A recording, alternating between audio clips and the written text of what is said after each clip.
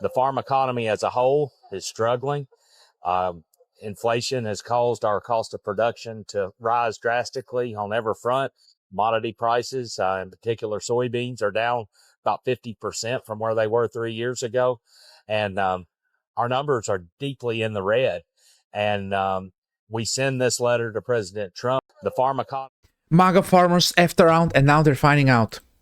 According to the data, nearly 90 farms filed for bankruptcy in the first quarter of this year, almost double the number from the same quarter in 2024.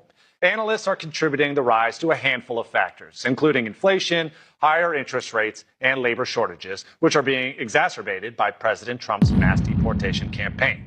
And now I was leading the nation, the entire nation, in the number of bankruptcies. 259 farm bankruptcies filed in the first 3 months of 2025. That's more than 2022 and 2023 combined. Can we even afford to farm the same way in 2026? Don't we think it's time to do something different? Seed costs, can't cut. Herbicide, we got to have clean fields. It's not a chance. MAGA, what are you expecting? You effed around, you voted for the man who doesn't care about you, and now your farms are going bankrupt. So that's what we got for American farmers, is zero empathy. We want them to fail.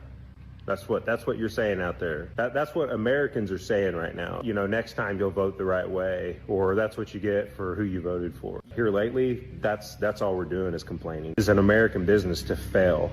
I don't know how much more we're going to see for the next 3 or 4 years. Last thing I want is an American farmer to go under because us as Americans didn't want to do anything to support them. I don't care what side of the fence you're sitting on in this. The last thing we need is our land to be gobbled up by our corporate people to lease it out to another country so that they can come in and do what they want on the soil. Think about it, people. So that's what we got. You only started caring when it personally affected you. Before that, you didn't care. You didn't care when it happened to everyone else. No. Then you were like, oh, Trump. But now, no, when it's affecting you, we're supposed to care about you. But no, we're not going to do that because you didn't care about us when it was affecting us. So no, we don't care. Farmer, we don't care because you don't care for us, so we don't care for you. Guys, if you enjoy my work, please subscribe and hit that notification bell. Thank you very much. We're in a very dire situation. September's upon us. Harvest is starting in the deep south, and we have 0 bushels of soybeans on the books to be sold to China for this current crop that's about to come out of the field. Historically, over the last 5 years, about a third of soybean sales to China would be booked. China amounts to 25% of our total U.S. soybean crop.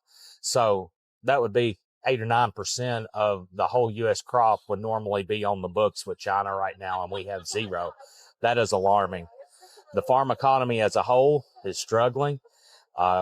Inflation has caused our cost of production to rise drastically on every front.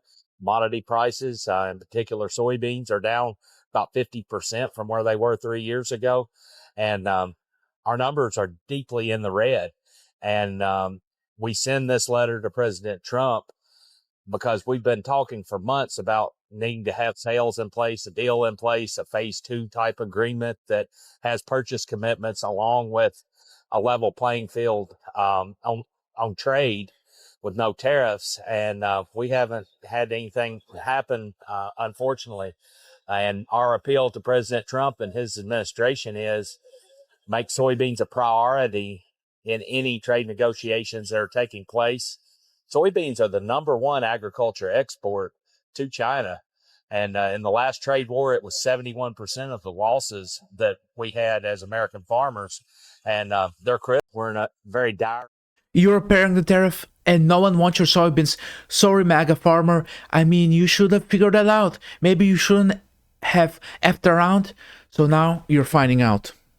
I currently have 3 months worth of inventory sitting at my factory that I cannot bring to the US. I have maybe 2 months worth left in my warehouse in Minnesota.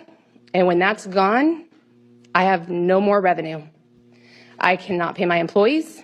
I cannot pay my bills. I cannot pay the loans, which I have leveraged my house against. So we could lose our house. I do not have the $230,000 that were just immediately dropped in front of me to get my products into the US. So I am asking, begging for support from both sides of both parties to support our small businesses and get rid of these tariffs on U.S.-owned small businesses. I never thought that voting for Trump 3 times would result in me losing tens of thousands of dollars. A beekeeper out of North Carolina says, yeah, I proudly voted for Trump all 3 times. I flew flags for him and put signs for him in the yard. But now I'm out tens of thousands of dollars due to lost federal funding and tariffs, so I cannot export my products, my honey and my wax, to other countries like I could before, and nobody's buying it in the United States. Play stupid games, win stupid prizes.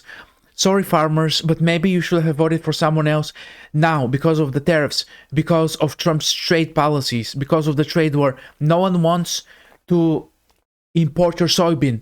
Your undocumented workers are getting detained by ICE, so you don't have anyone working for you. Americans don't want to be working for you for $5 an hour.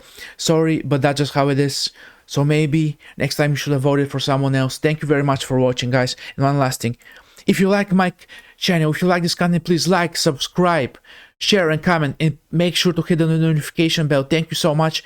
Thank you for supporting what we do. And thanks for watching.